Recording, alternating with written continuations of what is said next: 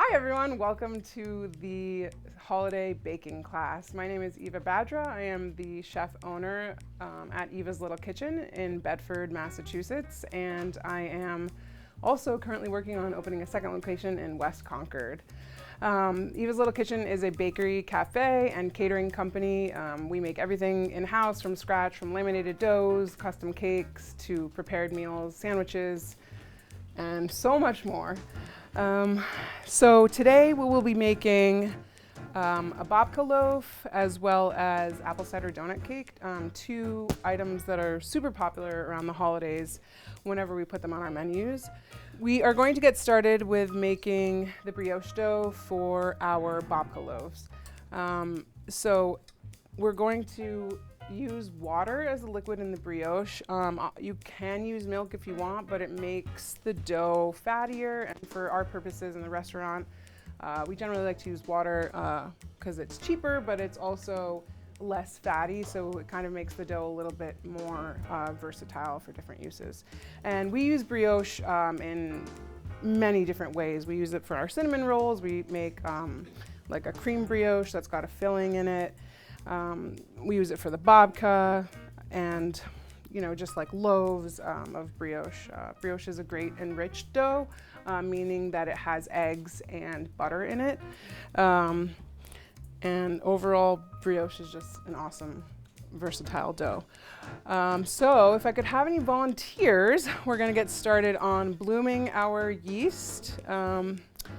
And we'll talk a little bit about that as it blooms. And then we'll get into adding all the ingredients and mixing the dough, where we'll be able to learn like the proper elasticity for the dough so that the gluten is nice and well developed. So I'm gonna very scientifically here measure this is 300 grams of water. So you can add that to the bottom of your bowl. And then I have the yeast over there measured out for you, and right next to it is the sugar, and you can add both of those into the mixer.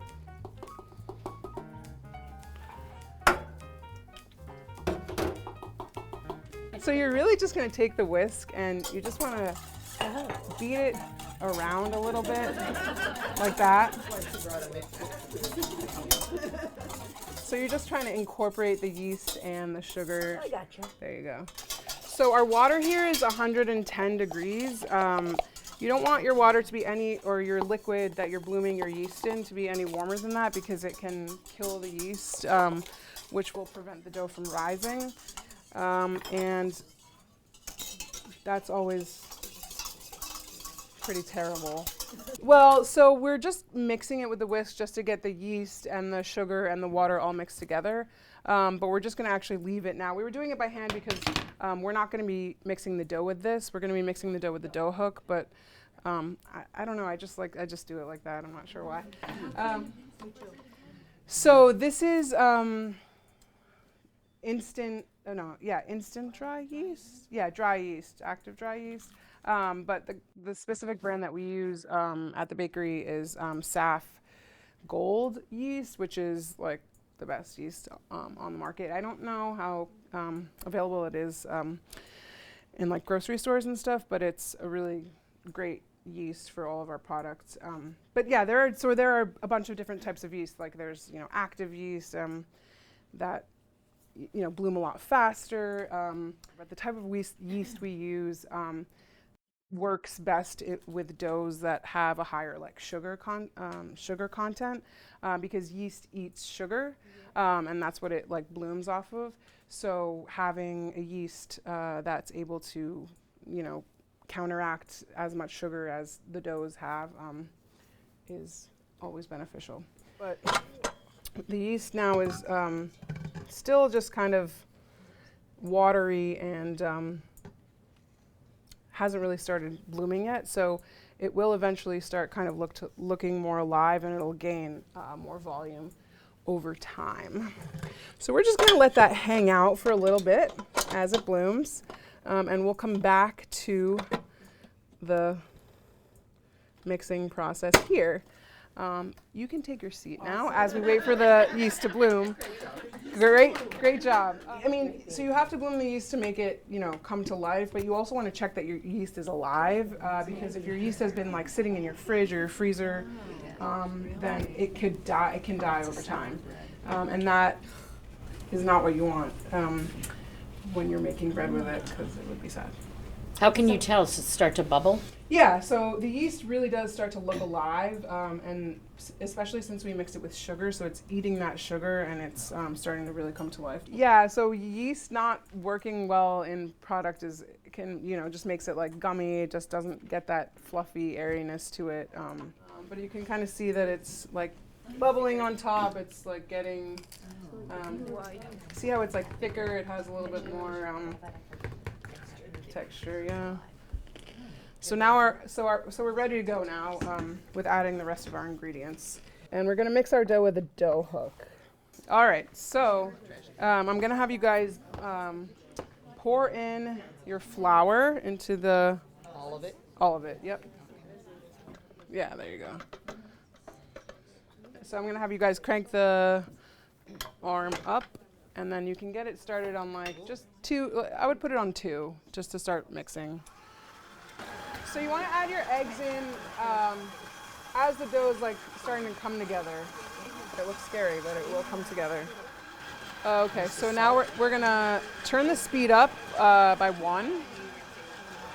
Yep. Turn it up by 1. And now you can add the salt. You can add the salt now. All right.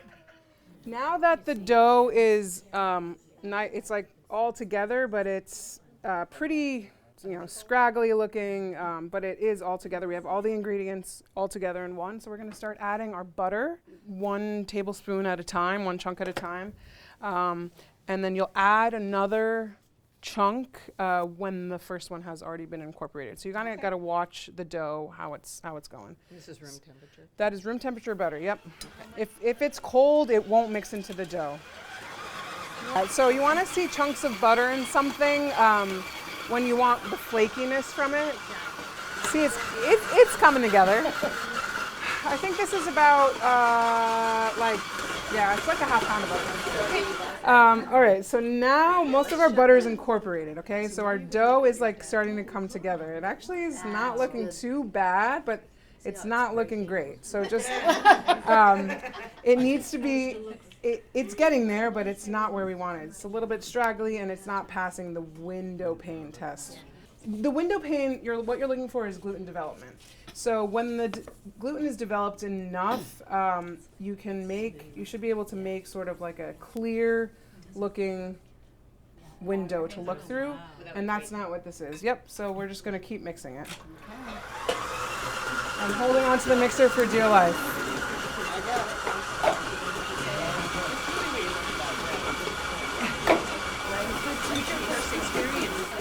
So as you can see, our dough is coming together, but it's interesting to see like the comparison between the 2 mixers.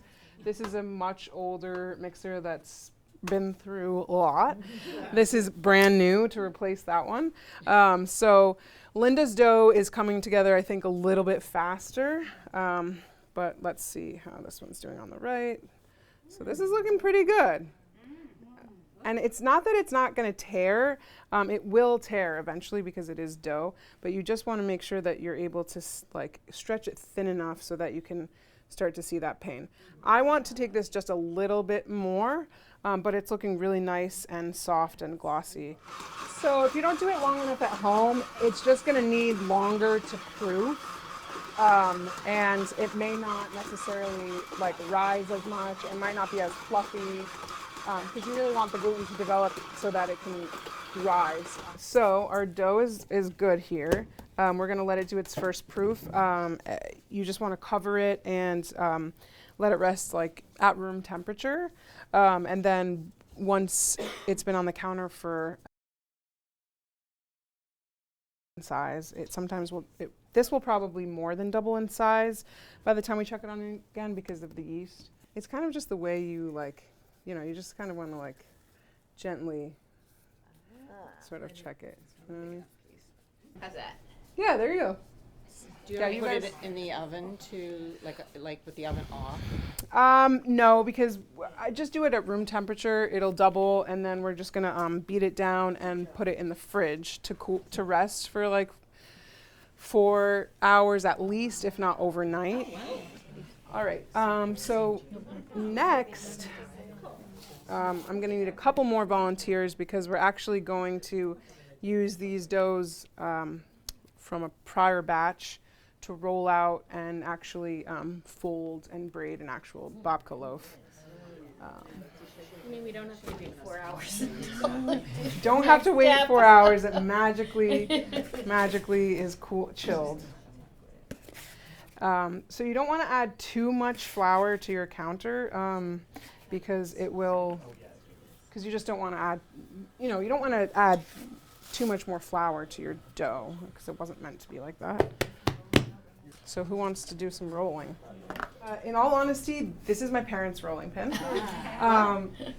But I prefer like a straight rolling pin. The one that we use in the kitchen is wooden, but this is actually really nice because it's like silpat material. Yeah, so actually it'll only be on the counter for about an hour, and then once it does its first rise, we'll punch it down and then put it in the fridge to rest.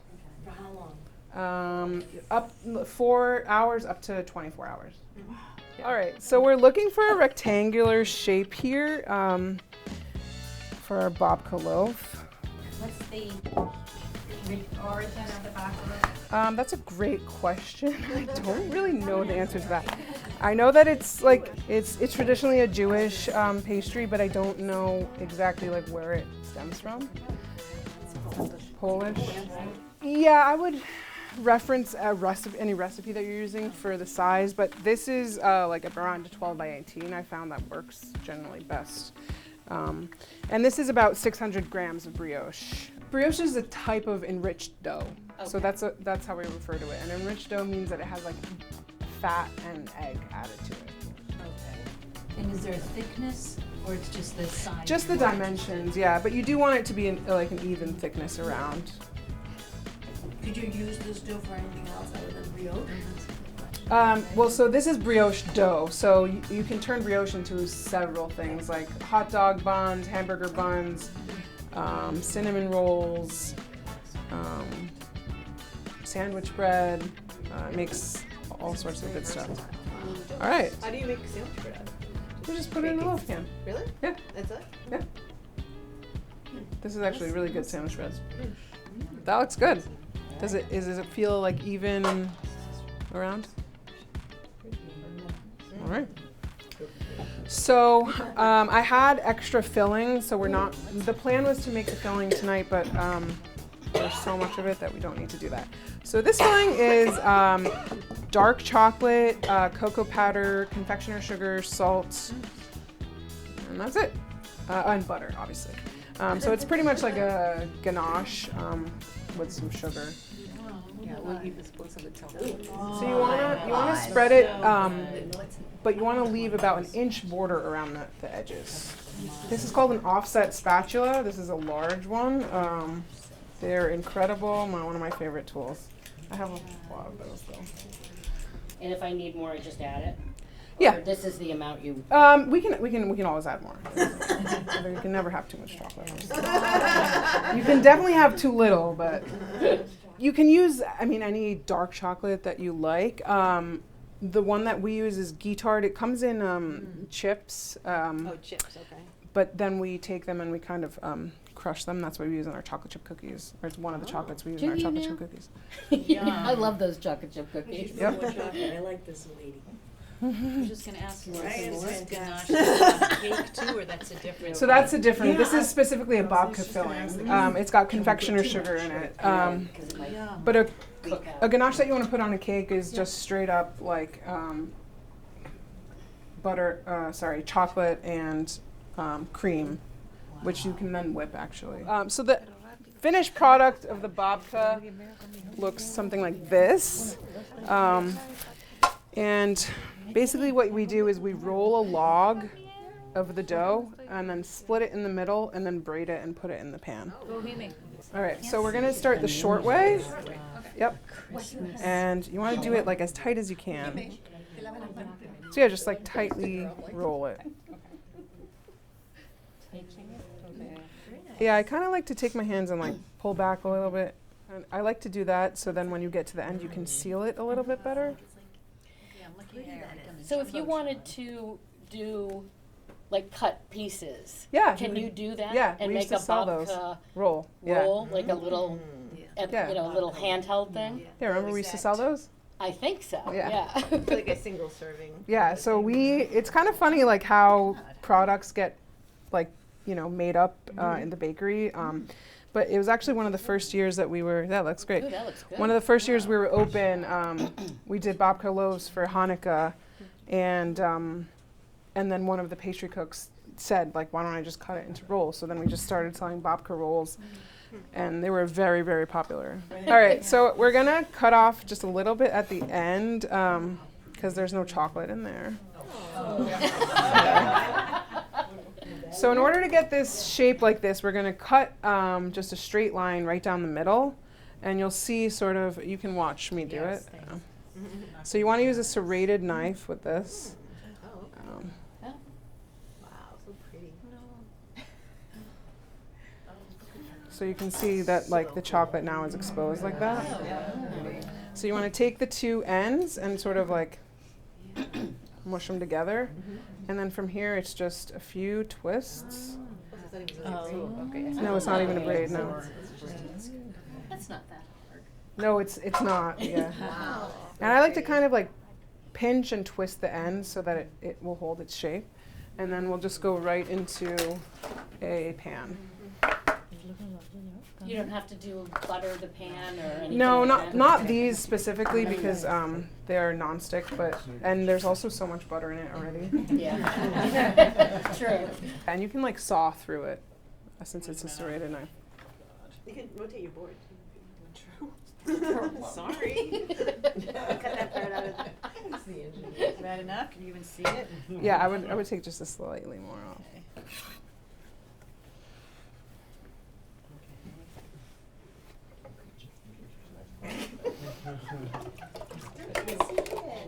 I don't see it on the other end. It must be in there. Yeah, perfect. There you go. Oh, it feels so. Luscious, yeah. It's side, but not and through. All the way through, yep. That is So you should use a serrated knife. Serrated knife, definitely, yeah. Okay. Okay. Must use serrated This knife. is a really good knife, which I don't have. It is a nice knife. Yeah. It was hiding in my knife bag. I haven't seen it in There it a long is. time. Now, this is where I already had it. So yeah, so take the two ends and kind of like mush them together. Yep. Technical term, yep. And so now you want to just very carefully like take one strand and put it over the other, Ooh, they're heavy. trying to keep the chocolate pointing up. Okay, and then Yep, this that one one goes over. over? Mhm. No, under and over. Just over. Oh my God, here's this. Oh, this looks And great. then smush together. Yep. Oh, wow. Oh, This is a little Liz, cool. like. Good job. Yeah, my.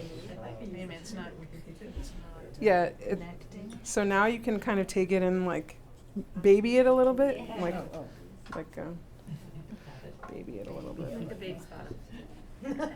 Is this an audition for a job? No, I see, you twisted it a little more. Yeah. Ah, So there you can, and yep, and kind of like, yep, Look how great I love it. and then, no, it keeps coming apart. yeah, See, in clay, we use slip to keep it together. yeah. This is no slip. So you can just throw it in there, or not throw it in there. There you go. Okay, it's very heavy. So when it goes into the oven, it doesn't get anything prior to baking, but after it comes out of the oven, we brush on simple syrup to give it some sheen, but also give it like some sweetness and like it And what's the moistens baking the. temperature and time? Yeah. So it bakes at 325 for about an hour and a half. Yeah. Yeah. Does the simple syrup go on before cooking or after? After. After. Yeah, so it gives it a nice like shine, and then it also Put that on sweetens. hot? When it's hot, right when it comes out of the oven, you want to douse it in simple syrup. Yep. I personally prefer to use a thermometer to check the doneness of baked goods. That's like the best, most accurate way. So if you are baking the babka with a thermometer, you want to check it to be at 200 degrees, means that it's cooked. Yeah. So that's babka. All right. Well, this is a good opportunity to look at our dough because it's risen quite a bit. And as you can see, it's like a lot lighter and floofier. Yeah. Do you punch it down when you're... Yeah, so you want to punch it down before you put it in the fridge. Every time you punch it down, it just kind of makes the gluten like work a little bit harder to develop, which is good. We want gluten development. It makes it fluffy. Okay, so the apple cider donut cake, technically much easier. It's a quick bread, but it's super popular. I've been selling it for like 6 years, and it kind of has like a weird like cult following. Seriously, like when we used to sell it on our meal delivery service, there was one guy who used to buy like 4 bundt cakes of it because his daughter was obsessed with it, and it was like one of the only things she would eat. So they would buy them and freeze them. It was hilarious. Okay, so the apple cider donut cake obviously has apple cider in it. It also has applesauce in it, and it's an oil-based cake, which also makes it ultra moist. So like I said, we generally sell this in a bundt form, but for today's class purposes, we're baking them in these loaf pans. And honestly, this recipe can be used in so many different formats. It works great in the bread loaf, but it also works great as muffins. And it's just overall very delicious. All right, so let's add sugar. And yep, so we've got brown sugar and white sugar. We're going to add to our bowl. And then 3 eggs.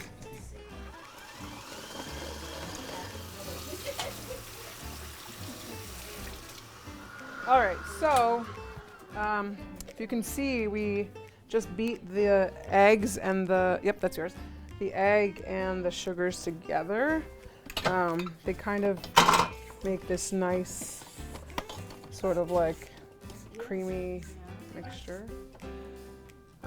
We're scraping down the edges to make sure that all of the egg is actually incorporated into the sugar, like so. All right, and once that's nice and mixed, we can pour in the oil. This is canola oil. It's my favorite neutral cooking oil. You can certainly use others, but canola is great. I also like safflower oil.